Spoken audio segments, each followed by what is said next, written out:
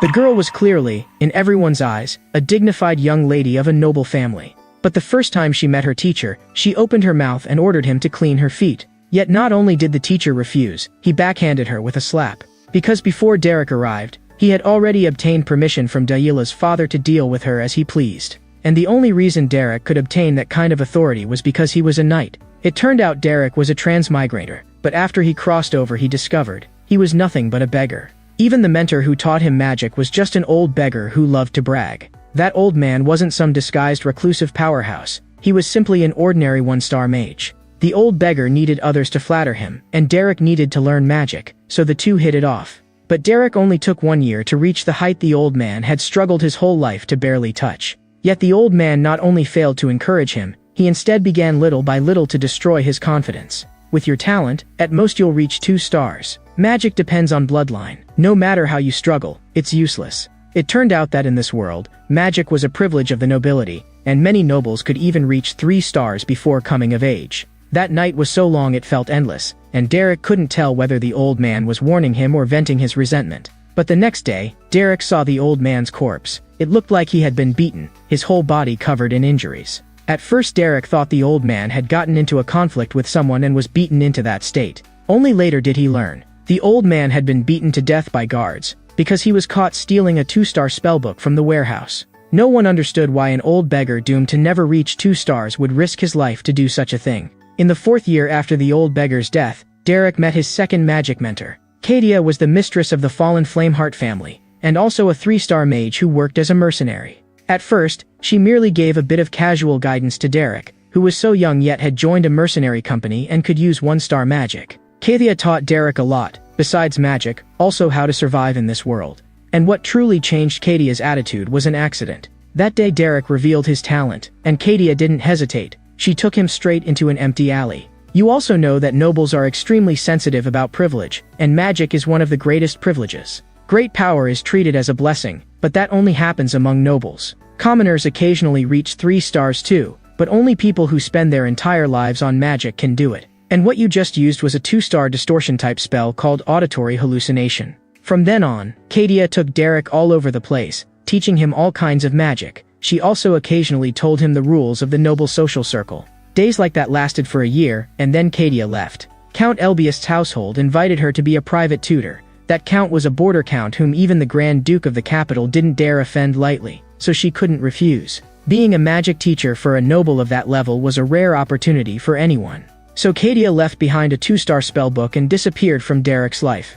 After teaching himself 2 more 2-star spells, Derek was only 16 that year, and he had no intention of stopping there. And it was also that day that Derek received a commission that would change his fate. The extravagantly wealthy Grand Duke Duplian posted a commission to subjugate magical beasts on the outskirts of his territory. But Derek immediately sensed something was off. How could a family like Duplian's commission mercenaries to deal with magical beasts? Thinking of the warnings from the old beggar and from Kadia, Derek refused on the spot. But the Duplian family offered too much. Just the deposit alone was a full gold coin.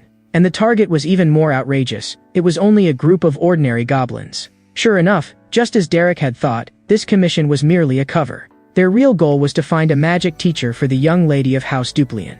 And the 3 people who appeared earlier were hardly simple either. The old man was called Darren, the chief steward of the Duplian estate. The woman was the head maid of the estate, named Catalina. And the last was Iceland Eleanor Duplian, the eldest daughter of the Duplian family. Although Derek accepted this high-paying commission, he still didn't let down his guard. Because nobles like this had no reason at all to hire a mercenary as a teacher. At the same time, Reg barged into the Grand Duke Duplian's study. "Father, Brother Valerian, look at this." "Reg, what are you doing? Haven't I taught you to maintain your composure at all times?" "The one who should maintain composure isn't me, it's Daila.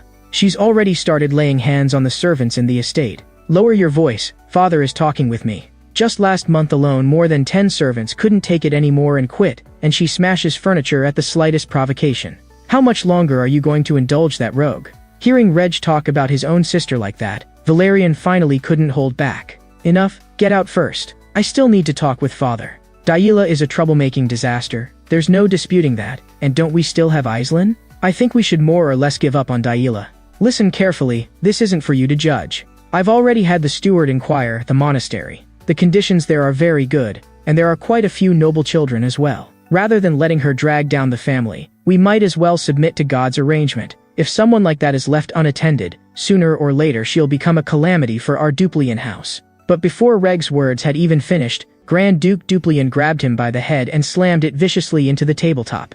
"I've said it once, this kind of matter shouldn't be judged by you.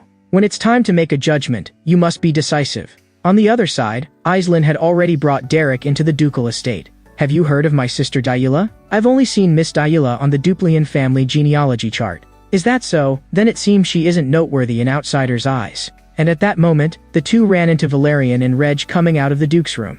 "Long time no see, Aislinn. Have you been doing well in Albiest?" "Thanks for your concern, brother. I've been doing very well there." "That's good. You can see that Reg has suffered a bit of an injury, so let's catch up another time." From their expressions alone, it was obvious an argument had just happened in the ducal residence. And seeing the maid behind them covering her face and crying, Derek immediately had a rough guess of what had happened. After that, the two entered Grand Duke Duplian's study, and as usual Aislinn exchanged a few pleasantries with her father first. "This is the magic teacher I brought back from Albiest. He's willing to teach Daila." But from the Grand Duke's expression, it was clear he didn't take this matter seriously. "Father, you must be very busy, so I'll take my leave first." But before she left, the Grand Duke had Derek stay behind alone. "You look very young. 16 this year?" "Yes." Relying on the etiquette Kadia had taught him, Derek didn't lose his composure. "About what level of magic can you use?" "I only know a bit of one-star magic." "Stop lying. Excessive humility isn't a virtue." Only then did Derek understand. In front of Grand Duke Duplian, a 5-star mage, humility wouldn't work. "If I've been discourteous, I apologize to you." "It's fine, I know why you did it. But in my view, whether in age or attire, you don't look like a qualified magic teacher." Derek knew he couldn't hide it. "I'm a mercenary. Since you're the teacher Aislinn chose, I won't say more. I permit you to come and go from the villa where Daila lives. I'll send a maid to show you the way. You may leave now." "May I ask you a few questions?" "Ask." Only after receiving the Grand Duke's nod did Derek continue. "You also know I'm a mercenary. Once I take a commission I must complete it. Miss Aislinn commissioned me to help Miss Daila learn magic and get her into the noble social circle. What you want to ask is just these self-evident things. So, in order to complete the commission better, I hope the Grand Duke can grant me a certain degree of authority." The moment he heard that, Grand Duke Duplian's expression finally shifted. On the other side, Daila once again hurled a plate viciously at the maid beside her. "I'm terribly sorry, Miss Daila. What use is an apology from someone like you? Get out of my sight immediately. Next time I see you again, I'll smash it straight into your lousy face." At the same time, the head of the Mercenaries Guild was also puzzled. Why let a commoner become a noble's magic teacher? "I've searched all over the continent for renowned magic tutors, but they all gave up. I really had no other way, so I made this decision." Although Mr. Derek comes from the mercenaries, he understands noble conduct and culture. His mentor was a fallen noble, so he probably learned all that from that person. Understood. Although Mr. Derek is a mercenary, he has an uncommon air about him, and he's very kind. I think perhaps he really can guide Daila well. "Miss Aislinn, your judgment of people still isn't accurate enough. That guy Derek is a mage who grew up in the slums. He started working as a mercenary before he even knew better. People who come out of the slums, how could they possibly grow up relying on bearing and kindness?" Led by Darren, Derek arrived at the villa where Daila lived. He knocked several times and no one responded, so Derek pushed open the door to Daila's room directly. "Hello, I'm Derek. Sorry to disturb you." But Daila didn't respond. She only kept motioning for him to come closer. The moment Derek walked up, the corner of Daila's mouth lifted into a smug smile. The next second, she poured a whole large bucket of swill from the floor straight over Derek's face. "What should we do? I thought a rat had come in." "So this is the mercenary the steward mentioned? Looking closely, you really do look like a rat. This is something I prepared especially for you. Does it remind you of your hometown? The smell of sewers really suits you." But what a pity, my carefully prepared gift ended up spilled all over the floor. Listening to these insults, Derek only stared at Daila without saying a single word. Instead, it was that gaze that made Daila feel inexplicably uncomfortable. Daila didn't hesitate. She kicked Derek down onto the floor. "Don't look at me like that." She kicked far too hard, so hard that even the shoe on that foot flew off. "Don't overestimate yourself, you stinking rat. You think you can teach me? Haven't those commoners taught you basic sense?" Because of the conversation just now, Grand Duke Duplian fell into deep thought. Because this Derek, who came from the mercenaries, had shocked him far too much. The fact that I can sit here means Miss Daila's problem isn't that simple. So I want to ask the Grand Duke who loves Miss Daila a question. When I teach Miss Daila, how much authority can you give me? The scene returned to Derek's side. He raised his hand and gave Dayula a loud, ringing slap. Without a doubt, Dayula had never imagined anyone would dare treat her like that. She stared at Derek in disbelief, her eyes trembling. The burning pain on her face told her she really had been hit. Only then did Derek speak, stand up. In fact, as early as 3 years ago, Derek had asked Katia a question. Teacher, if you meet a student who is overbearing and ungrateful, what would you do? I would first try my best to understand her, and be as tolerant as possible. Isn't that too idealistic? What if understanding and tolerance don't work? The essence of teaching is to lead a student toward a better direction. If understanding and tolerance can't create communication, then you must use another method.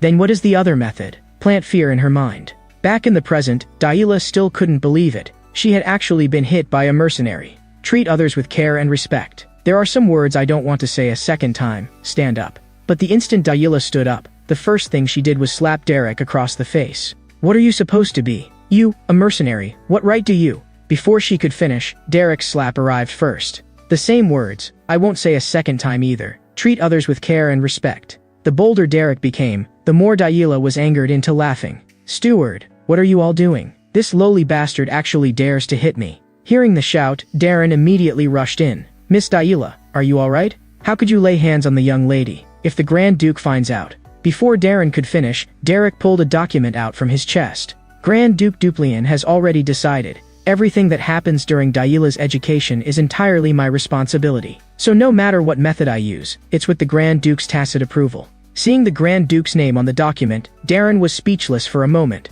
And at that instant, Dayula also understood. This teacher in front of her wouldn't be so easy to deal with. Not long after, word that Derek had laid hands on Dayula reached Valerian. Brother, calm down first. So you're that mercenary? Valerian said as he pushed open the door to Derek's room. Facing the aggressive Valerian, Derek neither explained nor retreated. You actually dared to lay hands on Dayula. Brother, calm down. At that moment, Derek spoke. I already have Grand Duke Duplian's permission.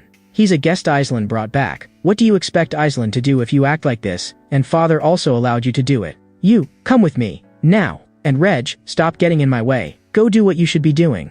I've heard about that too. Dayula really does need a beating before she'll learn to behave. Don't worry, big brother won't hurt you. That girl is beyond saving long ago. Don't expect to be able to straighten her out. Not long after, Valerian brought Derek to Dayula's room in the main residence. This was the room she used when she still lived in the main residence, and now it was left empty like this. Derek noticed that besides the cloth dolls girls liked, there were also many paintings. Dayula really likes drawing. Every time she'd blush and pull me to look at her drawings. She was so cute you couldn't look away. But most of her drawings were unfinished. Often she would stop as soon as she'd drawn the part she liked most.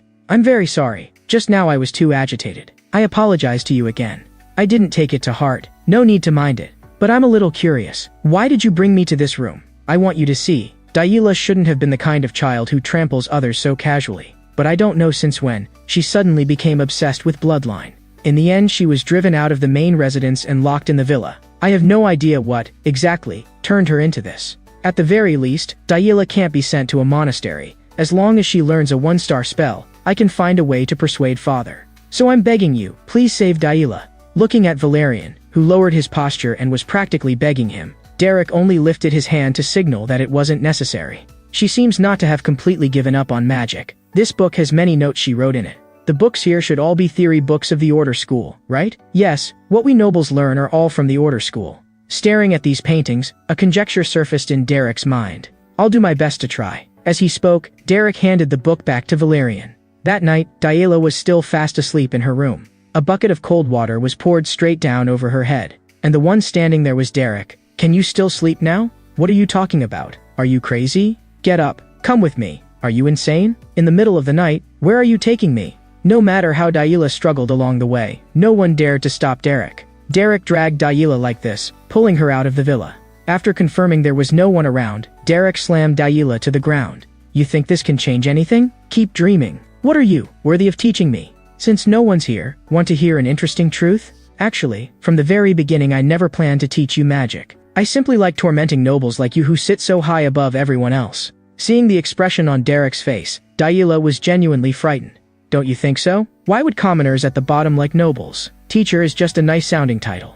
I never wanted to be any kind of magic teacher. I just needed an identity so I could torment nobles like you openly and with justification. You know, the screams of nobles really do sound wonderful. You think you can do something like this and still get away safe?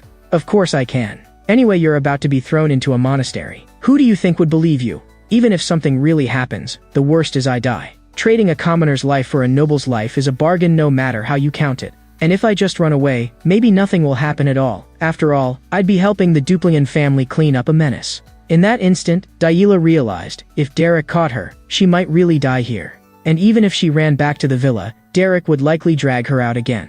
So Daila decided to shake him off in the woods she knew well. As long as she could escape through the woods back to the Grand Duke's estate, then the one who would die would definitely be Derek. But just then, Daila sensed a glow flare up behind her. Only then did she see clearly, Derek had actually used the 2-star spell Fireball. That meant this 16-year-old mercenary was at least a 2-star mage. The fireball exploded in front of Daila, and she collapsed to the ground in fright on the spot. At that moment, Daila felt clearly for the first time, death was very close. Sorry, just now I actually missed. After Daila scrambled back up, she immediately sprinted madly toward the depths of the forest. But as she ran, she kept looking back to track Derek's movements, slipped, and crashed to the ground hard. By the time she got up again, Derek's magical attacks were already catching up. And those attacks were getting closer and closer, as if forcing her into a dead end. You're pretty quick, nothing like someone who's been shut in a villa from morning to night. Taking advantage of the gap while Derek spoke, Daila seized the chance to keep fleeing. She knew very well that running like this wasn't a solution. If it continued, sooner or later she would be caught.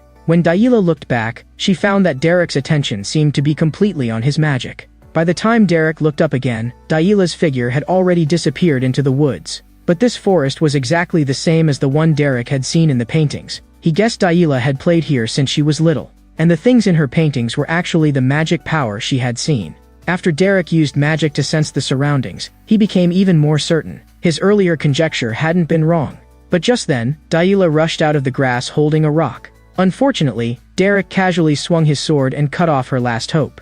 Your courage is worth praising. Even knowing it's hard to shake off pursuit, you still dared to strike first. Being able to make that judgment isn't easy. After being tormented in both mind and body, Daila no longer had the strength to run. Looks like you can't run anymore. Now, is there anything you still want to say? Derek pressed closer step by step. You think I'll apologize to you? Just kill me. I won't bow my head like those lowly commoners. Why are you so obsessed with bloodline?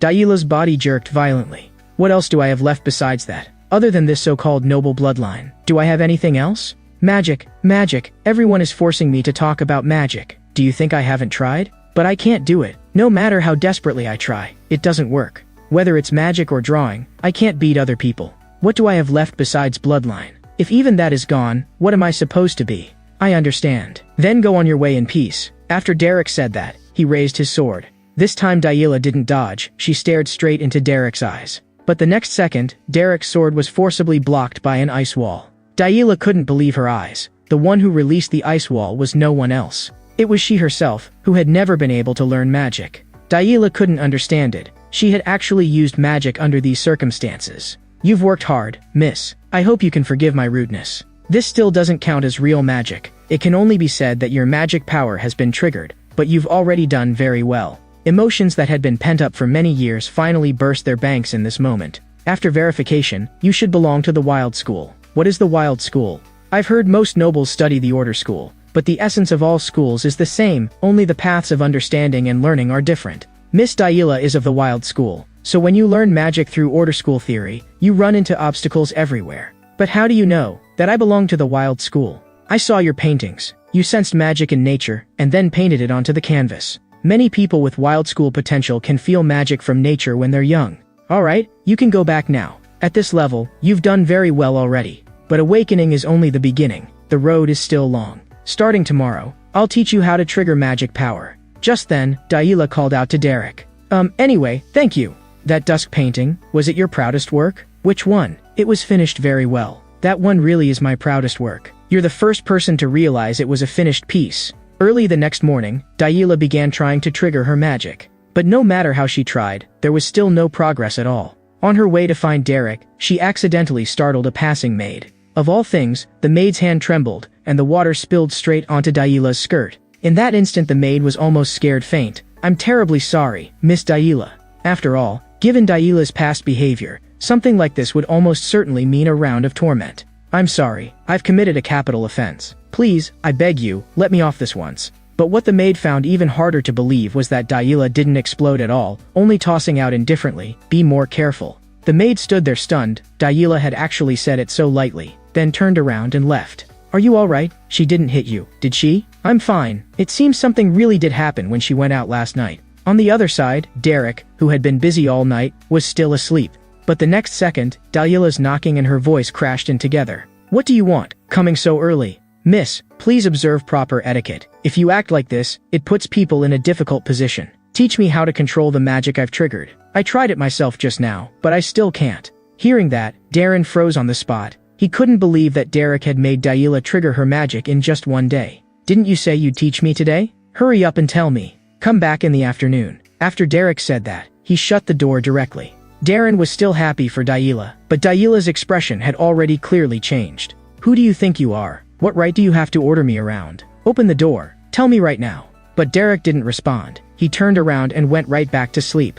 "Have you heard? Miss Daila didn't smash a single plate today. I accidentally spilled water on her skirt this morning and didn't get hit. And I heard Miss Daila successfully awakened her magic. Is that true? Didn't the teacher only arrive yesterday?" Hearing that, Reg went stiff all over. "What did you just say?" Not long after, Valerian told the Grand Duke and Reg about it. "Daila awakened her magic?" "Yes, father. I confirmed it with the steward and the servants many times." Grand Duke Duplian uncharacteristically stopped his pen. "That's wonderful. But it's only an awakening. Father, don't draw conclusions so early." "Reg, even if you won't praise your sister for awakening her magic, you still say something like that? Have you forgotten what she used to do? Canceling the plan to send her to the monastery just because of this little achievement is far too rash." While the two brothers argued over Daila, the Grand Duke merely fell silent, picked up his pen, and continued reviewing documents. Soon it was afternoon. When Derek arrived at Daila's room, she was sitting alone on the edge of the bed. "Are you throwing a tantrum?" "I'm not throwing a tantrum. I'm angry." "Even if you throw a tantrum, it won't help. I said I'm angry." "Whether you're angry or throwing a tantrum doesn't change the order. Things have priorities." Daila finally couldn't take it anymore. "I told you I'm not throwing a tantrum. I'm angry." But when she turned her head, she happened to run straight into Derek's pair of blood-red eyes. She immediately looked away. "Fine, just treat it as me throwing a tantrum. You awakened your magic and then started messing around. You'll burn yourself out soon. That's experience. Study needs a balance of work and rest. Since you've rested enough, then we begin." What a stodgy magic teacher. "You want me to teach you in a not stodgy way?" In that instant, Daila recalled the process of how she awakened her magic. The method really was novel, but the process was downright deadly. Thinking of that, Daila immediately sat up straight. "Better not. Today we'll learn how to trigger magic. Once you can trigger it steadily, you'll be able to learn one-star magic soon." The Wild School doesn't have a complete learning system, so it's more suitable for self-study. It also pursues freedom more than the Order School. "To be honest, miss, you're very suited to the Wild School." "What does that mean?" "Literally. Your personality is free enough, you fit the Wild School well. And with the Duplian bloodline, your talent is extraordinary." Hearing that, Daila seemed to be ignited. "You mean, I'm very talented?" "Yes, putting up an ice wall at the very moment you awakened. That's talent. Then I'm a genius?" "Having talent and being a genius aren't the same thing. Aren't they the same?" "No." "Fine, whatever you say." As the two practiced triggering magic, neither of them noticed Reg standing outside the window.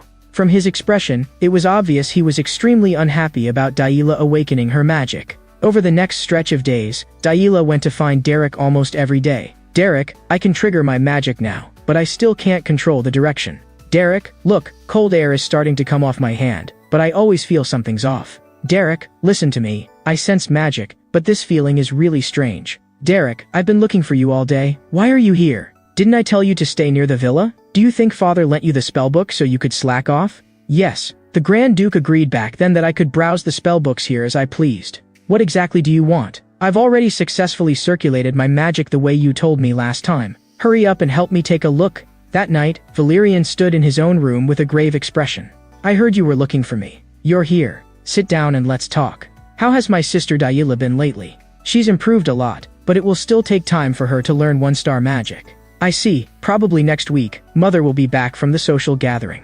I have to warn you in advance, she's not easy to fool. The people in the estate are still fairly friendly to you right now, but most nobles don't like commoners holding important posts. You understand, Derek? I'll be careful. Is that why you called me here? I am the next head of House Duplian. The head's duty is to look after and accommodate every family member, so I must treat them sincerely. This job is hard. People's hearts run too deep, It would be nice if everyone shared the same values, but reality isn't like that. So what is it you actually want to say? Daila, my cutest little sister, won't play with me anymore. Hearing that, Derek didn't know how to respond for a moment. You know, Derek, I still remember clearly the way she used to run over to greet me with a smile when we were little. Is there anyone in this world more like an angel than her? So, Derek, do you have any way to make Daila happy? Why are you asking me that? Isn't Daila the one who listens to you the most? Just as Valerian said, Daila was searching all over the estate for Derek at that very moment. How about you help me look at this? I learned to make dolls from the maids. Well, doesn't it look exactly like adorable Daila? Will she feel her brother's love? Forgive my rudeness, Mr. Valerian. Are you trying to curse her with this? Derek, you really are completely useless. A week later, the Duchess returned. I've heard many things about you. They say you hired a very capable magic teacher. I'm pleased to meet you. I am Miriella de Belle Duplian. If you don't mind, I'd like to send some gifts to the territory you belong to. I don't belong to any family. The moment those words left his mouth, Miriella froze. I don't belong to any territory or family. I'm just a commoner. Miriella could hardly believe it. The capable magic teacher they kept talking about was actually a commoner. The moment she learned the news, Miriella stormed into the Grand Duke's study. You actually let a commoner be Daila's teacher? What on earth is going on? My hearing is very good. Can't you keep your voice down? The problem right now isn't that. It's Daila, our adorable youngest daughter. Miriella, you also know I don't like hiring commoners. But those teachers with noble blood have already given up. Even so, you can't have a mercenary who's been brawling in the streets teach her. Finding a magic teacher is difficult in the first place, and Derek was recommended by Aislinn. Even if Aislinn recommended him, there should be a minimum standard. Why not invite your younger brother? Last time he put it off by saying he was busy, but it's different now. Daila has already awakened her magic. You want a defense force that guards the outer regions to be a private tutor? Do you think managing and running a territory is simple? Then what about Elbius social circles? Do you think the social world is simple? It's a battlefield too. In high society, a teacher is the most important calling card. Yet you hired a commoner with no reputation and no family. Are you trying to have Daila become a joke the moment she enters society? At this time Valerian also walked in. Mother, calm down first. You didn't come back just to argue with father, did you? Stand down, Valerian. This can't just be left at that. Whether that commoner mage is qualified to be Daila's teacher, that's the key point, isn't it? The moment she saw Reg, a trace of relief flashed in Mariella's eyes. A commoner becoming a noble's magic teacher is no small matter. If he truly has the qualifications, it isn't unacceptable. Father, I'm willing to probe Derek's ability. If I win against him in a magic spar, forget it. From a mage's perspective, he really is very strong. Hearing that, Reg fell silent. Then let me test Daila. Only then did Valerian realize, Reg seemed to be targeting his own sister. If Derek truly is an excellent teacher, then as his student Daila should also have results. I'm willing to have a magic spar with Daila to confirm whether he's qualified to be a teacher. The Grand Duke hesitated for a moment, but in the end still agreed to Reg's proposal. After the two left the study, Valerian immediately caught up to Reg, who was walking ahead. What exactly are you trying to do? Why do you insist on sparring with Daila? Brother, do you really believe Daila has changed? Have you forgotten what she used to do? But no matter what, she's still your only sister. Bloodkin we must accommodate. The bloodkin you talk about will ruin the family. Haven't the things she did before proven enough? If you let her enter high society, then it'll truly be over. Is that really what you think, Reg? The one who crossed the line first was Daila. She deserves to be locked in the villa forever. With one brother and one sister, Valerian didn't know how to handle it for a moment either. The moment Daila heard the news, she went to find Derek. So early in the morning and in such a rush, what happened this time? Daila didn't answer. She only flung a document in front of Derek. If I lose this spar, you'll be fired. I've already heard. Young Master Reg is a fully fledged one-star mage. This spar will be very difficult. Is that all you have to say? If I lose, you'll be fired. I'm a mercenary. Finish the commission and get the payment. That's enough. And up to now, the payment I've received is already more than enough. Daila froze. Are you serious? A week passed in the blink of an eye, and soon it was the day of the spar between Daila and Reg. Aside from Aislinn, who wasn't in the estate, almost the entire Duplian family was present. After seeing the Grand Duke, Derek bowed as usual. From the way Derek looked, it was obvious he wasn't nervous at all. The Grand Duke couldn't help but guess that he was confident. In the Grand Duke's view, for Derek to still maintain composure on an occasion like this, firing him too early might not be the best choice. But no one knew that in Reg's heart, this had never been an ordinary spar. He wanted to use this chance to completely destroy Daila. Reg swore to himself to make Daila pay for everything she had done in the past, and regret it to the very end. Daila, attending a spar for the first time, had an unusually resolute gaze. The time went back to that afternoon when she talked with Derek. So other than that, you don't care about anything at all? Miss, you should be able to feel it too. Your magic growth has already gotten onto the right track. Although you still can't use one-star magic right away. After some more time you will. After all, Duplian blood runs in your veins. Why are you suddenly saying all this? I said before, the Wild School is originally the school most suitable for self-study. Hearing this, Daila was so anxious her eyes turned red. So what? Why are you saying all this? Exactly. Derek, I also know I'm not a good student. But I still want to keep learning magic with you. I don't want anyone else to teach me. Let's be clear first, I don't understand the etiquette and rules of noble magic spars, and I've never been through those. But I can tell you how to win in a fight. Do you want to win? In that instant, Daila recalled the things she'd once heard. How could the Duplian family produce someone like this? Her brother and sister are both so strong. Looks like Duplian is going to decline too. Thinking of those voices, Daila's gaze hardened bit by bit. I want to win. I have to win. Today, Daila wasn't standing near as Reg's younger sister. She was standing on this martial platform as Derek's student, as a mage. Reg looked at Daila as she stepped onto the stage, and a kind of indescribable dissonance rose in his heart. Did she really come with a determination to win? The moment their eyes met, Darren's voice sounded from the side. Please both sides prepare for the spar. This spar will use the advanced mage sparring rules of the Kalefrem Salon. Whichever side triggers General Pelham's protective formation first will be deemed to have lost. Once again, please both sides prepare. The spar begins. General Pelham's protective formation would automatically trigger before the wearer suffered a heavy blow, and would cause the opponent's magic to fail. I thought I'd see how nobles fight, and it turns out they use such expensive jewelry as practice props. Too much money and nowhere to spend it. That thing only lasts 10 minutes. Reg clearly plans to end it before then. Reg wouldn't accept a draw, so he took this spar exceptionally seriously. The instant it began, he gathered magic and started chanting. But while Reg was preparing his spell, Daila still stood in place, staring at him coldly. One of the keys to magic sparring is chanting speed. At long range, the one who completes their chant first often holds the advantage. And against an opponent like Daila, a single one-star spell would be enough. Sorry, but you have to go back to that villa. The moment the chant finished, the one-star spell Wind Blade tore through the air and shot straight at Daila. In Reg's view, the slow-moving Daila had no chance of dodging. He could already imagine it. Protective formation triggered, Daila publicly judged defeated, and sent back to the villa. But what Reg didn't see was that Daila, whom he regarded as a family scourge, never wavered in her eyes from beginning to end. The next second, Daila lowered her body and burst to the side, an agility that had almost never appeared in her before. The change Daila displayed was clearly far beyond Reg's expectations. Don't think you can run. Reg ground his teeth and drove his magic, forcibly twisting the wind blade's trajectory. The wind blade chased after Daila again. In Reg's understanding, a girl who had been locked in a villa for years couldn't possibly keep her stamina up for long. But if he could see Daila's expression clearly at this moment, he would overturn that judgment immediately. Worse still, although Reg could cast one-star spells proficiently, in essence he was still a novice in real combat. Forcibly changing trajectory would only make his magic consumption surge. Just as Reg thought Daila would definitely be hit, an ice wall rising from the ground blocked the wind blade head-on. Logically, this kind of basic ice wall formed only from raw magic shouldn't be able to block a one-star spell. But after Reg's forced trajectory change, the wind blade's power had already been greatly weakened. Even so, Reg still didn't believe it. How long could Daila last with such little tricks? He planted his feet and began chanting again. This time, he would fire 3 wind blades in a row, his specialty. Since Daila liked running around, he would seal off all her escape routes. And Reg didn't believe Daila could still block the coming volley with ice walls. Listen well, Miss Daila. A mercenary's way of fighting is different from a noble's. Mercenaries don't take pride in fighting fair. They only care about one thing, winning. This is completely different from noble spars. Even if you win, you might still get cursed at, but it really can take you to victory. Do you still want to learn it? Of course I want to learn. This time, I will definitely win. Following the method Derek taught her, Daila began to break down the situation in front of her. She immediately mobilized her magic and formed several ice pillars, then weaved and sprinted between the cover the pillars created.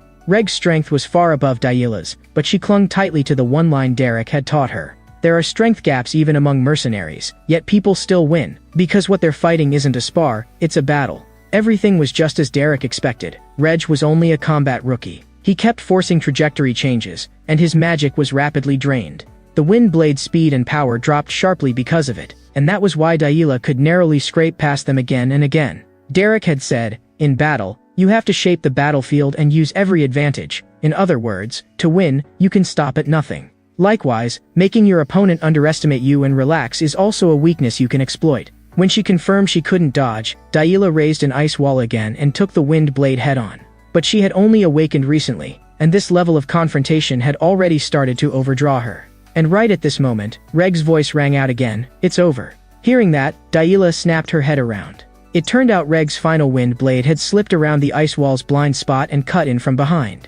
The instant it hit, the martial platform was completely swallowed by dust and smoke, and nothing outside could be seen clearly. But Derek wasn't the slightest bit flustered. He believed Daila wouldn't go down that easily. Yet Miriella in the stands lost control in an instant. "What are you still standing there for? Stop the spar immediately. Bring Daila back." At this time the Grand Duke spoke. "Go back and sit down properly. The spar isn't over yet." "What are you talking about? You saw it too." Daila was hit by magic. It didn't hit. General Pelham's protective formation didn't activate. In fact, besides the situation on the martial platform, the Grand Duke had also been watching one person the whole time.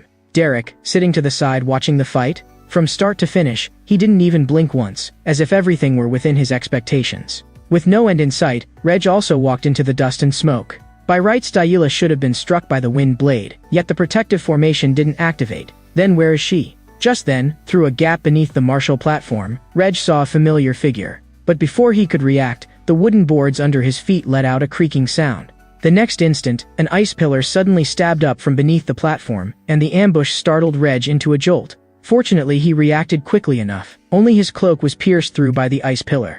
Reg couldn't accept it. Daila had actually hidden under the martial platform and launched an attack at him. By Darren's earlier explanation, leaving the bounds of the martial platform would be judged an immediate loss. But from Darren's expression, it was clear, what Daila was doing right now didn't violate the rules. Yet in past noble spas, such a crude fighting style had never appeared. Reg was still in shock when the boards under his feet creaked again.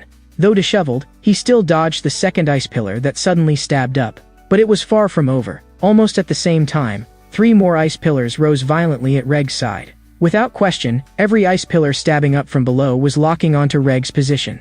These attacks were unseen and hard to predict, and if he got hit even once, he would lose on the spot. On Daila, there was no trace left of a noble sparring grace. And at this very moment, Reg finally locked onto Daila hiding beneath the platform. Not until this second did he see Daila's eyes clearly. There was no emotional fluctuation in those pupils at all. These weren't eyes Daila should have had, yet Reg felt he'd seen them before. He remembered quickly. They were that mercenary's eyes, the eyes that showed no emotional ripples even when Valerian grabbed him by the collar. Only now did Reg realize, Daila's tactics, without a doubt, carried the shadow of that magic teacher. Now that the truth was clear, Reg no longer maintained noble decorum either. Without hesitation, he tore off the cloak from his back. Since Daila had already abandoned etiquette and fought only for victory, he too had to adopt the same stance. Because of Daila, Reg also, for the first time, voluntarily cast aside his habitual noble manner. What is this supposed to be? How can you crawl under the martial platform? It's all dust down there. Darling, what are you doing? Hurry and stop them. Daila didn't break the rules. Watch the spar through to the end first. When he was young, Grand Duke Duplian often went to war, so there wasn't the slightest surprise on his face. He merely propped his chin and calmly looked down over the martial platform. Meanwhile, Daila, hiding beneath the martial platform, wasn't fighting at random. She was observing the changes above the platform. More precisely, she was watching the flow of magic power. As long as Reg started chanting, the flow of magic would expose his position. That way, Reg would either have to break off his chanting to dodge, or he could only switch his offensive spells into defensive magic. In this taut standoff, Reg quickly read Daila's intention. She was going to drain his magic dry. But right then, Reg found a way to break the deadlock. At the same time, Daila also noticed that the magic flow on the field suddenly vanished. She realized Reg might be setting something up. But no matter what Reg wanted to do, as long as Daila kept interrupting his chanting, it would be enough. Seeing Reg's change, even Darren couldn't help but freeze. Because at this moment, Reg had actually climbed up the flagpole bearing the Duplian family crest. From that height, Daila couldn't sense his chanting at all. But likewise, it was also hard for Reg to complete a chant steadily up there. So he had only one option left, smash the martial platform to pieces, leaving Daila nowhere to hide. Reg didn't hesitate. He raised his hand and fired a magic arrow straight at the base of the flagpole. When the strike landed, the flagpole holding the family crest toppled with a thunderous crash. Taking advantage of the momentum, Reg leapt and stepped onto the fallen flagpole. His objective was simple. While the flagpole shattered the platform, it would also send him down beneath it. Seeing this, even Miriella was stunned. She hadn't expected her pride and joy of a son to go that far. But at this moment, Reg couldn't care less about anyone's eyes. The instant he dropped beneath the platform, he began frantically searching around for Daila. Very quickly, through the dust and smoke, he locked onto a moving figure. Reg didn't hesitate. He immediately released another magic arrow. The moment the magic arrow closed in, Daila also sensed the fluctuations of magic around her. She immediately mobilized her magic, trying to form an ice pillar to counter. But she soon discovered there wasn't enough magic left. She could no longer cast. So she could only run, while forcibly recovering magic as she sprinted. Fortunately, the dust was too thick, and Reg's magic arrow veered off a little. But what surprised Reg was, Daila was actually closing in on him on purpose. After all, as long as a single magic arrow hit, Reg would win this spar. Yet Reg hadn't expected Daila to abandon magic entirely and kick straight at his chest. Once again, Reg saw killing intent in this girl's eyes. It was the ruthlessness he had seen countless times in childhood, doing whatever it took to achieve the goal. That kick hit his chest dead on, and Reg's breathing stopped on the spot. But something even harsher was still coming. Daila actually grabbed a handful of dirt and flung it straight into his eyes. Though Reg saw through her intent immediately, he was still caught by the opening she created. Daila seized the chance and, using the flagpole, climbed back up onto the platform above. But Daila's climb also made Reg fully certain. Her magic had already been exhausted. From the way she looked, Reg read her will. I want to win. Even if I have to fight dirty, I want to win. I want to use victory to prove myself. Daila's actions completely ignited Reg's fighting spirit, but not as her opponent, rather as her brother. By the time Reg climbed back onto the platform, Daila was standing not far away, quietly watching him. She was covered in bloodstains, yet her gaze was fierce, like she wanted to tear someone apart. At this moment, Daila remembered what Derek had taught her that night. Imagine you're painting. Magic is paint. You are the brush. Gather the scattered paint and draw a picture. That is magic. Under the night sky, that white-haired boy of mercenary origin had said it like that. The girl gazed at the world with eyes full of starlight, and for the first time felt an urge to paint all of it. The starry sky that night, the magic flowing in the air, and the white-haired boy beside her. She wanted to paint them all. The instant she closed her eyes, the scene from that night surfaced before her again. The girl squeezed out the last trace of magic in her body, imagining she was painting with her fingertips on a vast canvas. Without realizing it, the magic in the air began responding to the girl's call. Magic wound around her fingertips. Feeling the waves of chill in the air around her, Daila's first work was about to be born. The instant the girl opened her eyes, she released the first one-star spell of her life. An ice spear carrying bone-chilling cold condensed beside her. One-star magic, ice spear. Darren was visibly startled. Darling, look, it's one-star magic. Daila used one-star magic. A one-star ice spear? You finally did it, Daila? The moment the ice spear appeared, no one around wanted to forcibly stop this spar anymore. And Reg also swore in his heart to offer his little sister the greatest respect. Reg didn't hesitate. In an instant he formed several magic arrows. Even if Daila had used one-star magic, Reg still didn't believe the outcome would change. The moment the ice spear fully formed, Daila immediately drove it forward, shooting straight at Reg. Almost at the same time, Reg also fired every magic arrow around him.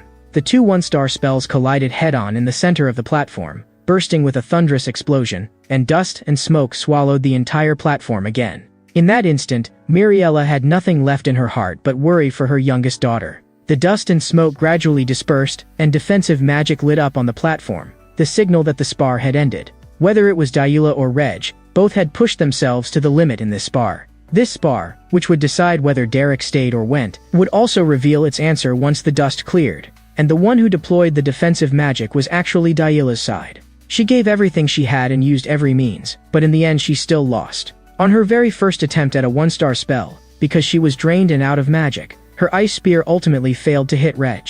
Seeing this, Derek said nothing. He only lowered his head in silence. A moment later, the blow of defeat crushed Daila, and her tears fell like snap threads. Throughout the entire spar, whether it was Daila or Reg, their performance satisfied Grand Duke Duplian greatly. Darling, look at what this has become. Fighting with absolutely no decorum. Does this deserve to be called a magic spar? Grand Duke Duplian didn't answer. He only looked silently at Daila in the center of the platform. I can't take it anymore. That so-called magic teacher actually taught Daila this kind of thing. As expected, Commoner'S should never have been allowed near our adorable youngest daughter. Raymond Oswald Duplian remembered that he had been galloping across battlefields since childhood. On the road to becoming Grand Duke, Raymond had seen far too many people.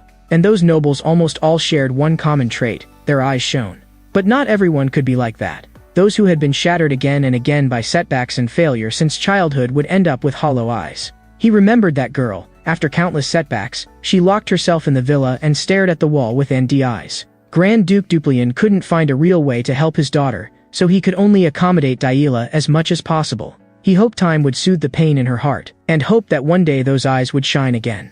He had always believed, and always waited, Daila would find her own path. A lost child, this was all parents could do. Yet in this spar, one where everyone had predicted she would fail, she fought dirty just to win, and after failing she cried unwillingly like rain, yet in those eyes burned a fire of competitiveness and a longing to be recognized. "Miss Daila, are you alright? You must receive treatment as soon as possible." The girl didn't answer. She only raised her hand and slapped away the maid's outstretched hand. She steadied herself with difficulty and, in utter disarray, walked step by step toward Reg. In her swollen red eyes there was still lingering unwillingness. Reg lowered his head to look at the bedraggled Daila, and for a moment he couldn't speak. What had been meant as a merely ceremonial noble spar had been fought into this state. "You've worked hard, Daila." Yet the girl didn't respond. She only silently lowered her head in acknowledgement. She stepped forward and brushed past him, and after she passed, the maids crowded around again. "I'll take you to the inner room. You need to receive treatment first." But Daila still didn't respond. She only stubbornly kept her head down and kept walking without stopping. She walked down from the martial platform and finally stopped in front of Derek. Derek said nothing. He only lifted his eyes to look at his disciple. Daila also knew that a noble shouldn't cry in front of a commoner. But in that moment, all her grievances and unwillingness surged up at once and drowned her outright. "I lost. I'm sorry." She had 1,000 words in her heart, yet all that came out were those few. Of course Derek understood. Daila had already done very well to reach this point. It's alright. Losing is alright too. Failure runs through life. This is reality. You have to learn to put down the wins and losses in front of you before you can become stronger. Derek was usually taciturn, so every word he spoke weighed on Daila like iron. Perhaps the emotional dam she had been forcibly holding back finally broke. The girl choked, and scorching tears fell drop by drop. In the gaps as the maids hurried to take her to treat her wounds, she sobbed out loud again and again like that. And it was at this moment that Duchess Mariella walked down from the stands. The moment Mariella came down, she jogged all the way and rushed to Daila's side. "Daila, my precious daughter, how did you make yourself like this? You must have suffered so much these days. It's all right now, it's all over. Go get treated first. Trust mother, the rest I'll handle." With tears in her eyes, Mariella watched as Daila was helped away by the maids. Then her gaze shifted and locked hard onto the white-haired mercenary not far away. She didn't hide her rage at all, striding straight toward Derek. The moment Derek turned his head, what he met was Mariella's face, anger pressed down tight. "You despicable bastard. Do you even know what you've done? You taught her one-star spell and you think you're impressive?" Mariella didn't hesitate. She raised her hand and slapped Derek hard across the face. "You self-righteous thing. You actually taught our pure and flawless precious daughter that vulgar commoner's bag of tricks." After she finished, she raised her hand again and slapped him once more. "There are some worlds you commoners will never understand. Observe etiquette, maintain decorum, display strength through sparring, and protect values with authority. Darling, you saw it too, didn't you? This doesn't even count as a magic spar. He actually taught Daila to do this kind of thing." What happened next made everyone present go rigid. Mariella's face snapped to the side. Only then did she realize she had taken a slap. "You know, in a setting like this, who is the most frivolous person?" "What are you talking about? This guy is just a commoner." "He is indeed a commoner not worth mentioning, but he is also our daughter's magic teacher all the same." Since when do parents treat their daughter's teacher like this? Everyone loves their child in different ways. I hope you can forgive her. Protected by Grand Duke Duplian like this, even the usually calm Derek blanked out for a brief moment. "It's fine. Next, there are some things we need to discuss in private. Come with me to the reception hall." Seeing this, even Mariella stood there dumbfounded. She never would have imagined that Grand Duke Duplian would slap her in public for the sake of a commoner. After they arrived in the reception hall, Grand Duke Duplian didn't stint in his evaluation of Derek. "You've guided Daila very well. As the master of the estate, I must give you the reward you deserve." That was the highest tier a commoner could touch. "Do you want to become a 3-star mage?" Hearing that, Derek froze. The Grand Duke directly threw out the thing Derek desired most. He was calmer than anyone, and he understood most clearly, to keep Derek in the ducal estate, he had to give him what he truly wanted. As a wandering mercenary, Derek of course understood that when opportunity came, he had to seize it. "Yes, I want it.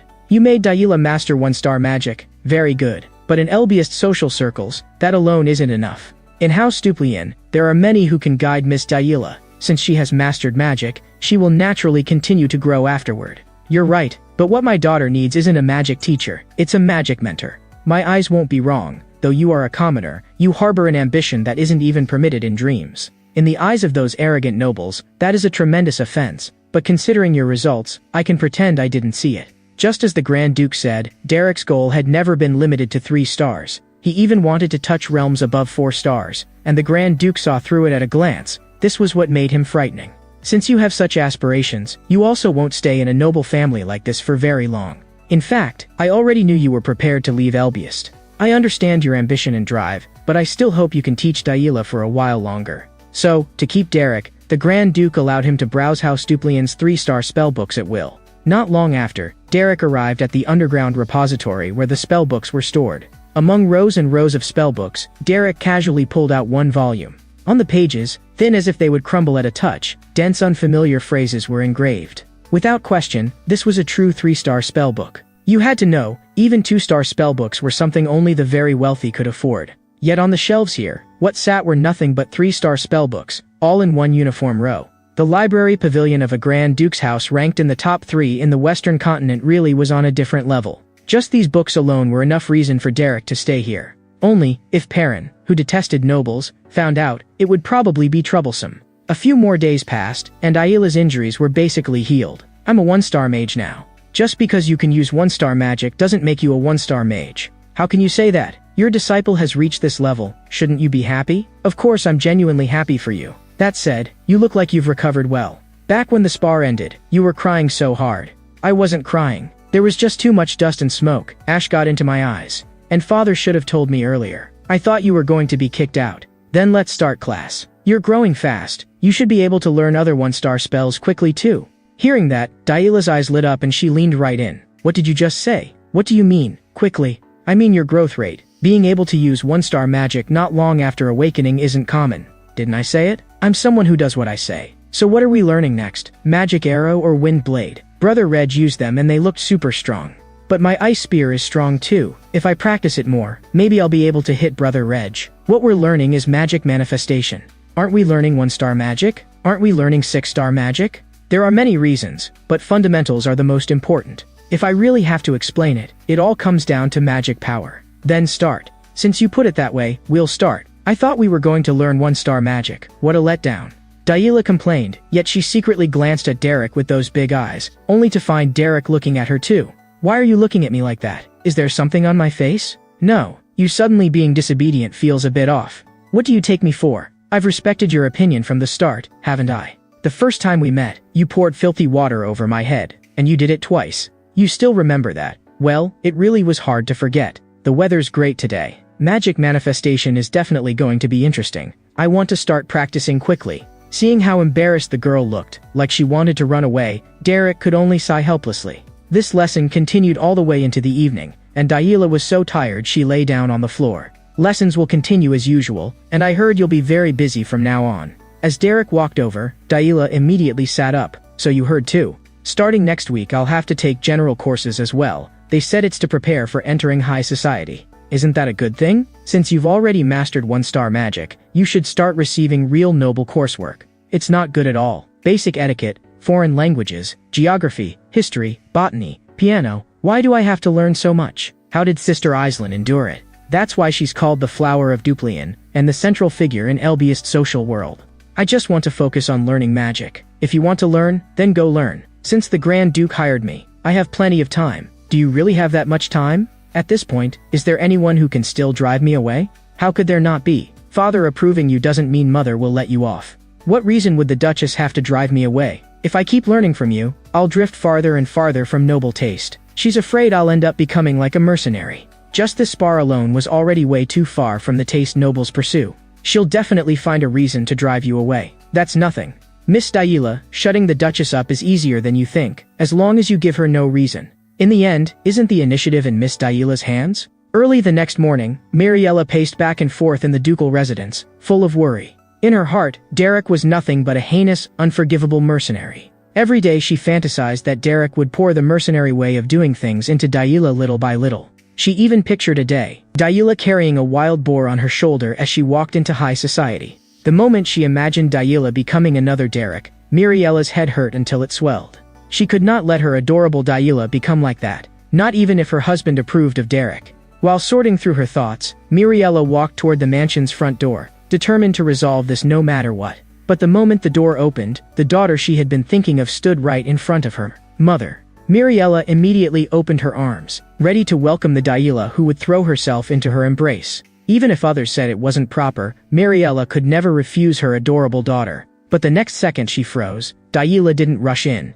Did you sleep well last night, mother? Dayila didn't burrow into her arms like usual. Instead, she properly lifted her skirt, lowered her head, and curtsied. Miriella could hardly believe everything she was seeing. Due to recuperation, I have long resided in the annex and regrettably have not been able to come often to pay my respects. I had wished to speak with you at length, but unfortunately I have a piano lesson at dawn.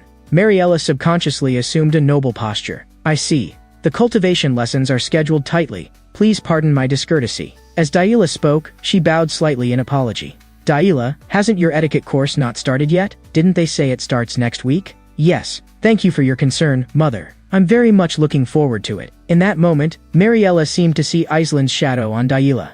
The change was so great that she even started stammering. Go on, then, don't be late. Just as Dayila passed a maid, the wooden boards in the maid's arms suddenly fell to the ground. The boards fell. Be careful not to hurt yourself. Don't push yourself too hard. The maid froze as if she had just seen the most terrifying sight of her life. Yes, miss. Beyond Albius' northern wall lay the noble district where nobles gathered.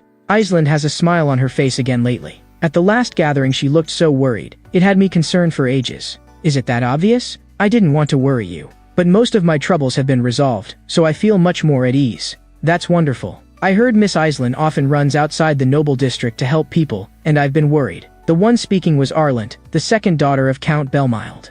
Thank you for your concern, Miss Arlant. Actually, it's because my sister Dayila needed a magic teacher, and I went to find one personally, so I've been rather busy lately. Hearing this, Arlant couldn't help but be surprised. For Aislind to personally go out and find a teacher, how formidable must that teacher be? You mean, Miss Dayila? This time it was Denise, the second daughter of House Beltis, who spoke. That's right, not long ago I saw Dayila at the estate. She's like a completely different person now compared to before. Her bearing is that of a true lady. I even heard she can cast one-star magic now. She was so poised it made me feel ashamed, and I thought I should work harder too. Denise grew even more curious. Almost no news about Dayila had ever spread from House Duplian in the past, so why was Aislind suddenly bringing her up? Did you find an excellent magic teacher? Yes, his status isn't conspicuous, but his teaching ability is outstanding. Last time I personally went to the Beldran Mercenary Company to secure him, and it truly wasn't in vain. The moment the word mercenary was spoken, both Denise and Arland were shaken hard in their hearts.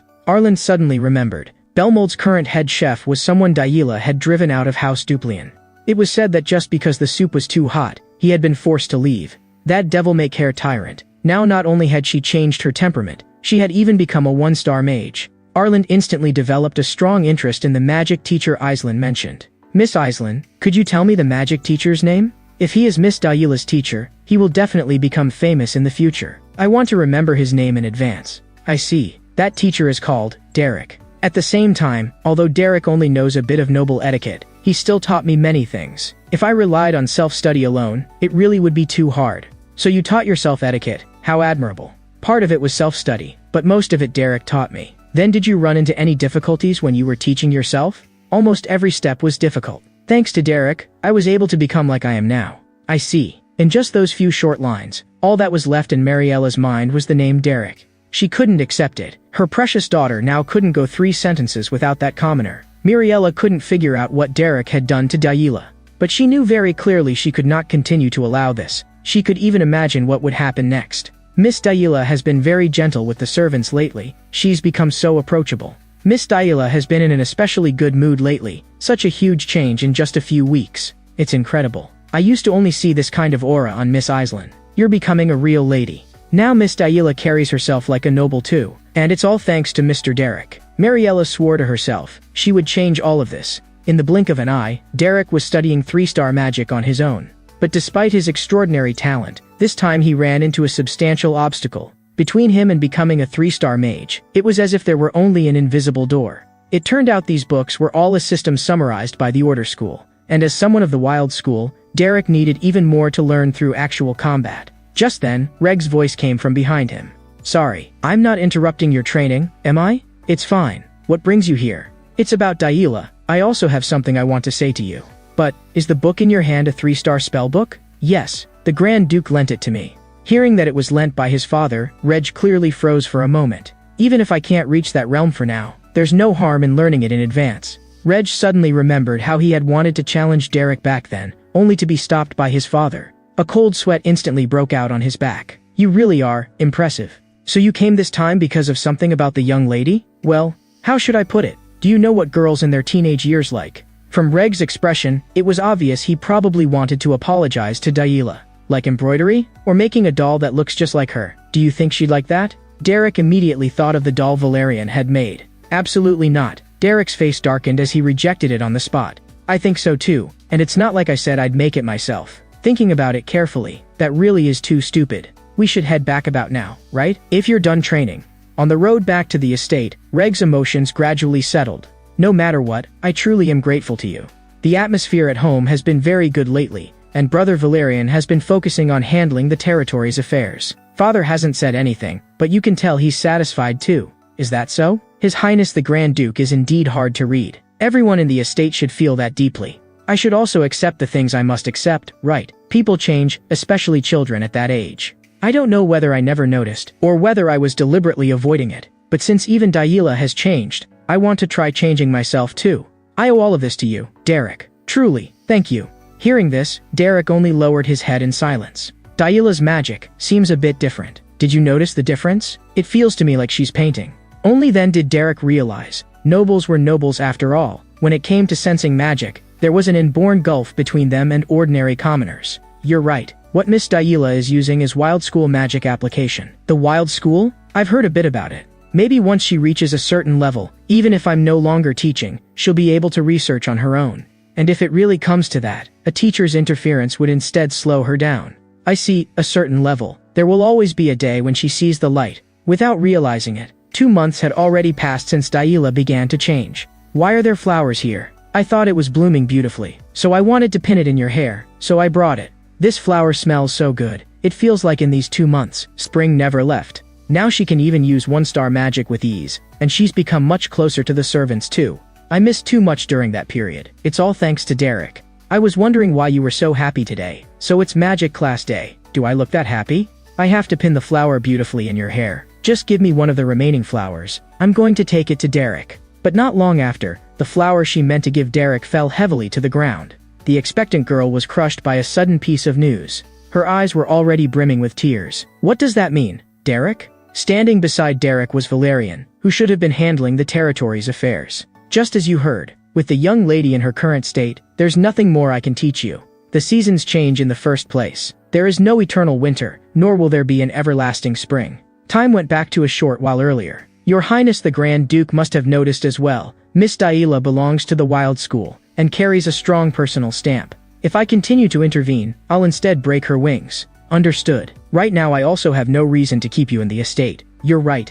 After a brief silence, the Grand Duke finally stood up from his seat. "Thanks to you, many things have changed, and my daughter can finally grow.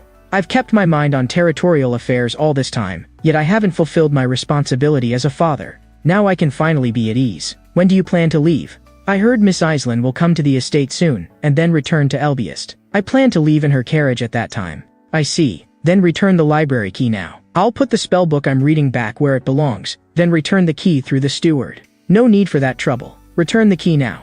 Derek immediately understood what the Grand Duke meant, and his gaze fell to the spellbook at his waist. "If there's nothing else, then withdraw." The Grand Duke's meaning was clear. The 3-star spellbook at Derek's waist was a gift for him. Neither of them pointed it out, understanding each other without words. Derek saluted the Grand Duke and turned to leave the study. In the corridor outside the study, Daila had been standing there waiting the whole time. "You suddenly showed up, and now you suddenly say you're leaving." Derek didn't know how long Daila had been waiting there. "I know you might not listen, but I still have to say it. Do you really have to go? Can't you not go?" Hearing Daila's urgent plea, Derek fell silent for a moment. "I'll go back to being a mercenary like before, and I'll keep training in magic too. As long as Miss Daila keeps improving her strength, when you debut in high society, you'll definitely go to Elbiest as well. When that time comes, we'll meet again. Once my level is a bit higher, I'll be able to teach you new things. You're so annoying. Daila bit her lip. You always make it so I can't say a single word. That night, Daila had that nightmare again after a long time. Those piercing voices Derek had once suppressed, and those ill-intentioned smiles, came looking for her again. Even if she was already a one-star mage, even if she had already learned how a noble ought to carry herself, she was still at a loss like a child. Just like before Derek appeared, Daila jolted awake from the nightmare once again. She sat up drenched in cold sweat. Moonlight slipped through the fluttering curtains and spilled into the dim room. So it was a dream? Daila panted, desperately trying to shake off the suffocating feeling from the dream. Miss, are you alright? Hearing the scream, the maid rushed in at once. I just heard a very loud sound. Did something happen? The instant she saw the maid, a thought suddenly surfaced in Daila's mind. Derek was leaving because he no longer had a reason to stay here. So what if she made a mess of everything like before? Daila remembered clearly. Derek had said the initiative was in her hands. Miss, are you really alright? Are you feeling unwell anywhere? The maid looked at Daila, even her voice was trembling. Right now Daila hesitated fiercely. If she made a huge scene right now, Derek might stay. In the end, Daila still spoke. It's fine. I'm very well. Because she suddenly realized, if she destroyed everything again, it would mean personally negating everything Derek had done. Even if Derek was going to leave, she would not allow herself to turn his efforts into a joke. In the blink of an eye, the day of parting arrived. Get off at the Elbius entrance, or in the commercial district. The commercial district is more convenient. Thank you for taking care of me. Say your final goodbyes, we're about to depart. Hearing Aislinn, Derek couldn't help turning back to look. Unlike when he first came, this time almost all of the Duplian family's younger generation had come to see him off. Are you really leaving now? I have to go back to where I came from. Life in the estate can't have been easy. You've worked hard these days. If you need anything in the future, contact me. So long as I can do it, I'll help. Thank you very much. After the two nodded to each other, Derek lowered his head and returned the lee as well. When he lifted his head, he looked toward the only person in the crowd who hadn't spoken. Daila held her chin slightly raised, staring stubbornly at Derek. Why are you looking at me like that? You think I'll cry and beg you not to leave? Don't misunderstand. I'm not a child anymore. Being able to teach Miss Daila was my honor. Although you can't openly and proudly say I'm your teacher outside, at the very least, don't forget the magic I taught you. Sorry, but I'm going to say openly and proudly that you're my teacher. Even if you want to keep a low profile, you don't get to decide. After all, you're the teacher of the amazing Miss Daila. Daila thought Derek would reply to her, but Derek only looked at her quietly. The more he did that, the worse Daila felt. Don't get yourself hurt being a mercenary. I'll be fine. But Miss Daila, please do take good care of yourself. I have nothing to worry about. I'm already an adult. I can take care of myself now. Hearing that, an old memory slammed back into Derek's mind. I'm already an adult. I can take care of myself. On the day Kadia left, Derek had said the exact same words. But Kadia hadn't felt relieved. Instead, she had bent down, even more worried, and held him tightly in her arms. Back then Kadia had whispered a very short sentence into his ear, but Derek hadn't understood it at all at the time. Now as the years turned, he had a disciple of his own. Watching his disciple puff out her chest and say she had grown up, he finally understood. The girl was still too young, the road ahead too long, the trials too many, she would still go through more confusion and pain. In the waves of life, the girl who called herself grown up was in truth shockingly fragile. So Derek gave her back, word for word, what his own teacher had said back then. Miss Daila, you don't need to become an adult so early. Hearing that, Daila's pupils widened sharply, then she bit her lip hard. She was forcing the emotion back down. But in the end she couldn't stop the tears. She only looked at him quietly, eyes reddened. Seeing there wasn't much time left, Daila finally stopped hiding it. Derek, goodbye. The girl let the tears fall, yet with a smile, she waved farewell to her mentor. She would soon be going to Elbiest's social world, so Derek could also say goodbye to her calmly. We'll meet again in Elbiest. Not long after, the carriage slowly stopped in Elbiest's commercial district. When Derek pushed open the tavern door, a blonde girl was beating up a chubby boy. Isn't this Derek? You're finally back. Derek didn't speak, he only smiled faintly. He was back where he belonged. It's not as good as Noble's tea, but it's the honey mead you like. The welcome drink is on me. Thanks. Were you always this polite? How come after staying with Nobles for a while, you've gotten even more awkward? How did you, this magic teacher, get Nobles to behave so obediently? Tell me. It was just work. Nothing to talk about. You're putting on airs like a noble. What happened, exactly? Telling me won't cost you a piece of flesh. Perrin, that's enough. I've practically been worked to death. Because this guy wasn't here, all the missions these days were on me alone. But thanks to that, Derek must have made a killing, right? Paying the bill must feel great, huh? Compared to the pay, I got something more important. Derek set the spellbook he had received from the Grand Duke down in front of them. Is this a 2-star spellbook? Nobles actually gave you something this expensive. Not 2-star. 3-star. You didn't steal it, did you? If you get caught, your head's gone. So what if I stole it? That's a 3-star spellbook. Derek, where did you steal it? I'll go steal one too. I didn't steal it. The Grand Duke gave it to me. Give something like that to a commoner? Derek, you picked up a bit of noble air and learned to brag. You picked up a bit of noble air and learned to brag. Derek spent quite a bit of time before he finally got the two of them to believe the spellbook really was a gift from the Grand Duke. Any new commissions lately? You've only been back one day and you already want to take a job? The earlier you start this kind of extermination job, the better. After staying in a noble estate too long, my body's gotten sluggish. Don't worry. In this circle, majors are never enough. There's no way commissions will be lacking.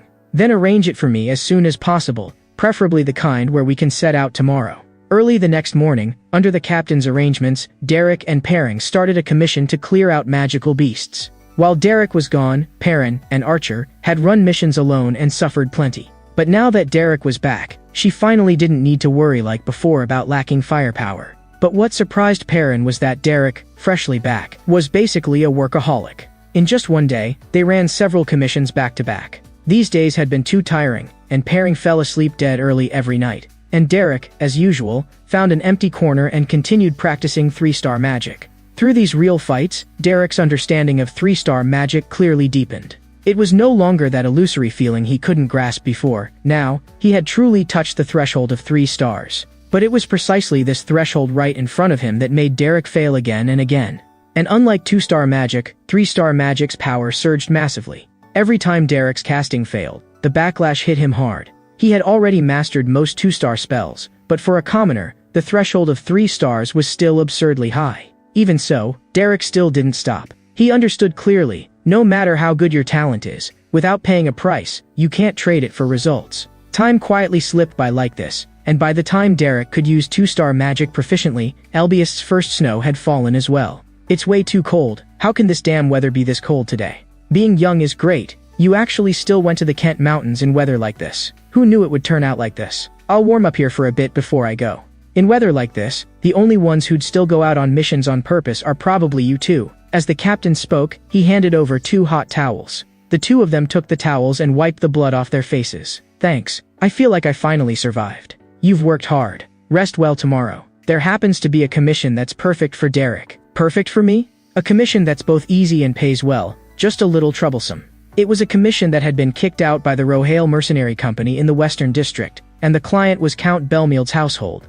They wanted a commoner who could accompany nobles in magic sparring. To put it bluntly, they wanted a punching bag. As long as Derek went over there and took a few spells, he could get a sizable reward. But at this moment Derek still didn't know that the person who posted the commission was Arland, an acquaintance of Iceland's. So who's my sparring partner today? To practice today's offensive magic, I specifically recruited a commoner as my opponent. You traveled all the way down from the north to Albiust just so I could use magic to bully commoners? Combat training should be like this. We've already promised the commoner sufficient compensation. You may cast magic to your heart's content. At the end of the day, this is nothing but beating up on a commoner. Yet you're still putting on that noble airs. But this time we recruited a commoner who can use 1-star magic, so it won't be like they have no ability to fight back. But I'm about to be a 2-star mage. The gap between 1 star and 2 isn't just a little. Miss Arland, if you truly respect your opponent, then please go all out. Isn't that precisely the etiquette a training field should have? Not long after, Arland, led by her teacher, met today's sparring opponent. He's way too young. You're my sparring opponent today? Hearing that, Derek stood up and bowed to her. Hello, my name is Derek. For some reason, Arland felt the name Derek sounded oddly familiar. Then let's get on the martial platform. Looking at how Derek was dressed, Arland felt he didn't look like a mage. But with the magic teacher urging her again and again, she could only go up onto the platform together with Derek. By the way, do you understand the basic etiquette of magic sparring? I've heard of it, but I only know the most basic part. Good. Resist as best you can. I'll end it quickly. Actually, Arland didn't want to use magic to bully a weak opponent, so she planned to use a shockwave to quickly knock Derek off the platform. May I ask, when you say resist as best you can, to what extent do you want me to go? Arland looked astonished. What kind of ridiculous question was this? To what extent should I resist for it to be truly helpful to Miss Arland's training? The moment Derek said this, even Arlen's magic teacher could only shake his head helplessly. And Arlen on the platform snorted out a laugh. "Are you deliberately trying to amuse me?" I said it. "Resist with all your strength." "Understood. I will obey your command." In the next instant, a glow of magic lit up in Derek's hand. In Arlen's eyes, for someone so young to reach 1 star was indeed impressive. But as a commoner, his attitude was far too arrogant. So in this spar, she had to make Derek see clearly, between commoners and nobles, there was a line you simply could not cross. She chose the 1-star spell Shockwave, usually used in sparring scenarios where the gap between the two sides is too large and the outcome can be decided instantly. But Derek's pair of blood-red eyes suddenly narrowed, and Arlen immediately sensed something was wrong. Shockwave has no visible form. You have to sense the magic instantly to judge its range. That not only demands strong magic perception, it also demands a body agile enough to dodge. In that moment, Arlen blanked out briefly, and she immediately raised her evaluation of Derek by a notch in her mind. "Miss Arlen, the next attack is coming." A surge of anger rose in Arlen's chest. So this kid's arrogance comes with some skill. But that doesn't mean the gulf between commoners and nobles will disappear. Arlen's second spell choice was Ice Arrow. Unlike Daila, who had only just begun learning magic, the ice arrows Arlen formed were purer in substance and sharper in edge. Under her control, dozens of ice arrows circled and danced in the air like living creatures. Her thinking was simple. Since you want to dodge, I'll use numbers to force you into having nowhere to dodge. But what shocked Arlen was that Derek merely flicked out a single magic arrow. The next second, this noble young lady's eyes widened on the spot, because the dozens of ice arrows she had fired were all snapped in two by that unremarkable magic arrow. By the time Arlen came back to herself, Derek's magic arrow had already pinned itself into the ground by her feet. She couldn't believe it. A commoner could control magic to such a degree of precision. Arlen's teacher could see it too. Derek's level, even among commoners, was top tier. His claim of being a veteran mercenary wasn't empty talk. In just 2 exchanges, Arlen fully understood. The Derek in front of her couldn't be dealt with casually. While chanting an academy-style incantation, Arlen widened the distance and again mobilized 1-star magic. This time her expression turned fully serious as she chose the fire element. Derek also noticed she had switched tactics. She wasn't trying to precisely knock him down anymore. She meant to blow the entire martial platform to pieces. From a noble's point of view, Arlen's adaptability was extremely strong. The instant her chant ended, she slowly raised her right hand.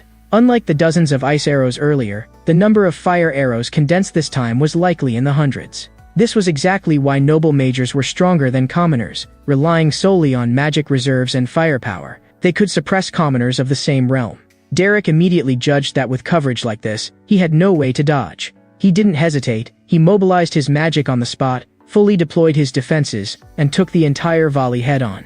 Fortunately, Derek was already a 2-star mage now. Otherwise he might have been pierced through in that round alone. And after spending so much magic all at once, Arlen showed no sign of weakness at all. Only after the bombardment ended did Derek withdraw the barrier he had been maintaining. But at that very instant, he caught an extremely faint fluctuation of magic. So the fire arrows were only a feint. Arlen's real killing move was an ice spear she had secretly condensed while the smoke and flame blocked vision. At their distance, Derek had no time to dodge, and no time to raise another barrier. He had to admit it, Miss Arlen really was a genius. In a split second, Derek pushed the output of the 1-star spell light burst to its limit. The explosive glare instantly devoured Arlen's vision. In circumstances like this, she could only steady her body by instinct. Against an ordinary opponent, the outcome would already be obvious at this moment. Arlen warned herself again and again, stay calm, listen for sound, regain the rhythm. But even though she used magic perception to dodge Derek's attack, she still didn't hear any sound at all. Arlen immediately realized Derek had used a stun-type spell that could block sound. Fortunately, at this time, her vision had basically recovered as well. Relying on the faint magic flow in the air, Arlen dodged Derek's magic arrow again. She couldn't accept it. This boy had such terrifying combat experience. Arlen even began to suspect that the last exchange hadn't been something she dodged at all. Rather, Derek was holding back, forcing her past her limits in a cruel way. And just as she expected, the very next second after her vision recovered, Derek fired 2 magic arrows in succession. Under pressure like this, Arlen could only deploy magic defense immediately. Just as she was about to gather magic to counterattack, Derek suddenly closed the distance. This instead played right into Arlen's hands. What she was best at was rapid casting. She told herself, as long as she struck first the instant magic appeared at Derek's fingertips, she could end the spar. But what surprised Arlen was that Derek seemed to have no sign at all of beginning a cast. Until he had planted his feet, there wasn't even the slightest ripple of magic at his fingertips. In that moment, Arlen was completely stunned. Did I judge wrong? The next second, however, electric current exploded from beneath Derek's feet. It was clearly the one-star spell current manifestation. But Derek's casting point wasn't his fingertips, it was his toes. Even so, Arlen still mobilized magic in the shortest possible time and defended against the strike. If not for that near-perverse reaction speed, she would have lost just now. Even Arlen's magic teacher couldn't help praising him inwardly. It looks like the wild school, yet you can't read his moves at all. From an academy-style perspective, it was even more impossible to understand. You really are an interesting kid. To be honest, at first I looked down on you quite a bit. Because back then I thought you were just someone who could brag. As she spoke, Arlen slowly walked up in front of Derek. Even though the spar clearly wasn't over, she suddenly bowed to Derek with solemn seriousness. Thank you for teaching me something so interesting. A trace of slyness flashed in the girl's eyes. Is this how you do it? After seeing it only once, she imitated Derek's way of releasing magic. Using an unorthodox method of magic manipulation to decide victory with Derek wasn't wise. With a shift of his magic flow, Derek directly guided Arlen's lightning and twisted its direction. Forcing an imitation of the wild school when you only understand the surface will only get you exploited in return. Arlen, who still hadn't realized this, changed expression instantly when she saw Derek's operation. Counterattacking by borrowing the opponent's magic, this was the first time she had ever seen such a style. Watching Derek advance step by step, Arlen already had a premonition. She wouldn't be able to take the next wave. But just then, a jarring bell suddenly rang out from outside the field. It turned out the spar's 10 minutes were up, so the result was handled as a draw. The moment the bell rang, Derek also held back the spell he was about to release. You've worked hard. As if nothing had happened, Derek calmly saluted. But Arlen knew very well, today wasn't a draw at all, she had lost. From then on, Arlen's attitude toward Derek clearly changed. Although she still held herself high, at least she had the minimum degree of respect. You're an outstanding mage. Miss Arlen is the one who is. I've never seen reflexes like yours. From the way you look, you understand the noble world well? I heard you were born a commoner, but with your strength, you must have made efforts that remade you. I have to survive as a mercenary, so whether I wanted to or not, I had to learn. No need to speak so modestly. I admire people who are willing to work hard. But that old magic mentor behind me doesn't like you very much. You'd better not go provoke him. Thanks to you, I learned a lot. Next time we spar, perhaps we can produce a better result. With your strength, there's no need to worry. Those half-baked types of course don't deserve to be my opponents. The person I truly want to defeat is. In an instant, a familiar face surfaced in Arlen's mind. Island Eleanor Duplien, the opponent she could never beat no matter how many times they crossed hands. Thinking of her, Arlen's brow unconsciously knitted tight. Without realizing it, she said something cold again. You can go back first. If you need help again in the future, you can send someone to find the captain of the Beldrin Mercenary Company. Every time she thought of Island, Arlen's tone would unconsciously turn colder. But she suddenly realized, Beldrin Mercenary Company's Derek. She seemed to have heard this name more than once. At this moment, Arlen suddenly remembered. At the last salon, Island had mentioned that mercenary's name. It was Derek. Thinking of that, Arlen's eyes flew wide open. Could it be that the magic mentor who taught Dayila one-star magic was you? At this moment Arlen no longer cared about noble decorum. She rushed up and grabbed Derek's hand directly. Derek was also a bit surprised. Why was she suddenly this agitated? Is it really you? The mercenary who taught Dayila magic. Derek was forced to stay at Arlen's residence until evening. I'll just say it outright. As long as I can beat Miss Island, I'm willing to do anything. The one you mean, is Miss Island of the Duplien family? Yes, she hasn't reached 2-star yet. I want to advance to 2-star faster than she does, even if I can't. At the very least I want to beat her once in our next spar. Your competitive drive really is extraordinary. Competitive drive? Seems like I disguised it pretty well. Maybe now it's just competitiveness, but in the past, in order to beat her, I even used some despicable methods. Hearing that, Derek fell silent. This wasn't a moment for him to interrupt. Jealousy is dirty and ugly. I've been jealous of Island too. But the result was ironic. No matter how I talked about her behind her back or nitpicked her faults, Island instead understood me and comforted me. After Arlen fell silent for a moment, Derek finally spoke. Why are you telling me all this? I'm laying my weakness bare so you can see my sincerity. Of course, I also have a few questions to ask you. Please, go ahead. Since you've stayed with the Duplien family, you must know very clearly just how strong Island really is. And you've also seen my strength just now, so that's why I'm asking you. What exactly do I need to do to beat Island? It was obvious Arlen had been living in Island's shadow all along. Hearing this question, Derek also fell silent. He thought for a long time before giving his answer. Miss Island's strength really is astonishing, but Miss Arland, you're excellent as well. So as long as you keep honing your strength. Halfway through, Derek suddenly stopped. People say the eyes are the entrance to the heart, and the girl in front of him clearly wasn't here to listen to pleasantries. There was only earnestness and sincerity in Arlen's eyes. Only then would she hand her true feelings to a vulgar mercenary, as she called him. At a time like this, saying empty courtesies would be an insult to her. Derek held her gaze for a moment, then finally spoke. You can't win. Not ever. Usually there were only two possible reactions to words like that, so Derek kept his eyes fixed on her face. If she lashed out irrationally, Derek would leave at once and never come again. If she was crushed, Derek would stay first to soothe her. But the girl's response was, even so, I still want to win. There wasn't even an instant of flinching on Arlen's face. Only then did Derek understand. Perhaps she had heard this answer more than once already. Didn't you even teach that notorious Dahlia into becoming a one-star mage?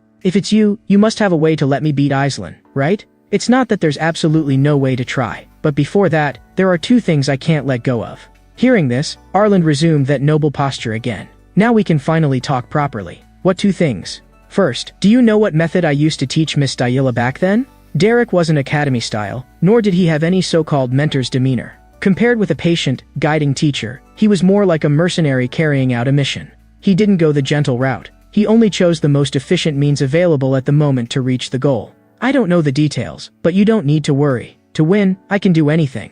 Second point, as you know, I'm a mercenary. So what? Let them say what they want. Just say the famous Miss Arlen is learning magic from a mercenary. But Derek, I'm serious. I'm determined to become someone renowned across the empire. If I can't even take first place in Elbiest's social circle, that would be ridiculous. So don't use those trivial reasons to doubt my sincerity. I understand better than anyone what matters more than pride. As the girl spoke these bold ambitions, Derek was as calm as if he were listening to a commission briefing. I didn't mean that. I mean, you have to pay a reasonable fee. There are no mercenaries in this world who work for free. Arlen froze as if someone had pressed a pause button on her. When she realized she'd misunderstood, her cheeks instantly flushed red. So that's what you meant? Well, of course, any amount is fine. By the way, is the room a bit hot? Derek knew very well. Since she was sincerely seeking victory, he also had to respond with sincerity, by producing the harshest, most effective method.